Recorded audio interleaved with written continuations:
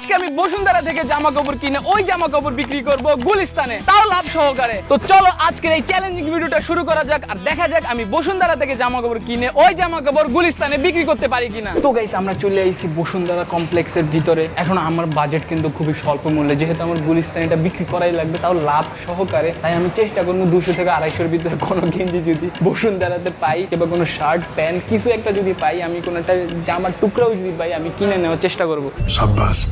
গুলিস্তান থেকে বসুন্ধরা বিক্রি করা খুবই ইজি, কিন্তু বসুন্ধরাতে গুলিস্তান বিক্রি করা অনেক টাফ। এটা আজকের ভিডিওতে তোমরা দেখতে পারবা। তো গাইজ বসুন্ধরায় কিন্তু সব দোকানে ভিডিও করা যায় না, পারমিশন লাগে। তারপর আমরা কতক্ষণ ঘোরাঘুরি করি, কোন দোকানে যাব ওইটা আমরা ভাবতে থাকি, কারণ এখানে সবগুলোই ব্র্যান্ডের দোকান। তো ঘুরতে ঘুরতে আমরা সামনে একটা ইজির ক্লোথিং শপ দেখলাম, তাই ভাবলাম ওইটাতে যাব। কিন্তু প্রবলেম হইতেছে ওইখানে শুট অ্যালাউ না, তাই ক্যামেরা হাইড রেখে ভিডিও করা লাগবে। ভাইয়া ইয়ার প্রাইস কেমন?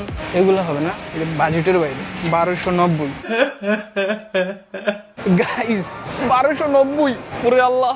তারপর আমরা ডিসকাউন্টওয়ালা সব খুঁজতে থাকি যেখানে ডিসকাউন্ট চলতেছে, কারণ আমরা যদি এই প্রাইসে কিছু কিনি তাহলে সেল করব কিভাবে আর লাভ করব কিভাবে? লাভ তো দূরের কথা, এত টাকা দিয়ে সেলই করতে পারবো না গুলিস্তানে। তাই এখন আমরা ডিসকাউন্টওয়ালা একটা ক্লোথিং শপ খুঁজতেছি। ভাই সব কিছুর উপরে কি 70% ডিসকাউন্ট নেই?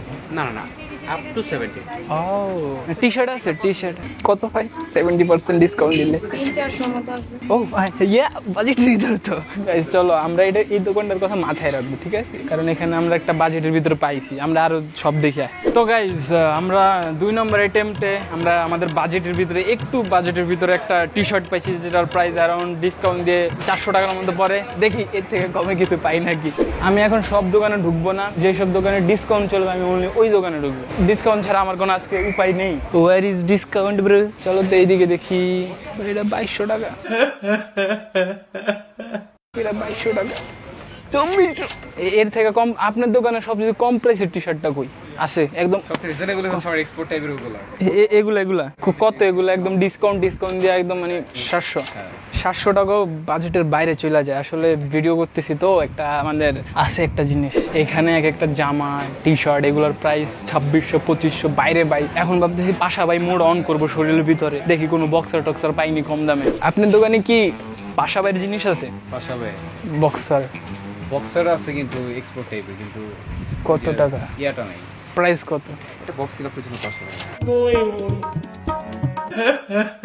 টুপি কিনি, টুপির দাম কত? টুপি জামা কাপড়ের আইটেমের মধ্যে পড়ে না? গাইজ আমরা একটা টুপির দোকানে ঢুকছি। তো গাইজ আমার লাইফে ফার্স্ট টাইম 2500 টাকার টুপি ধরলাম হাতে। আর এটা হ্যান্ডমেড না, পাকিস্তানি টুপি, হ্যান্ডমেড। কেমন লাগে? সুন্দর আছে।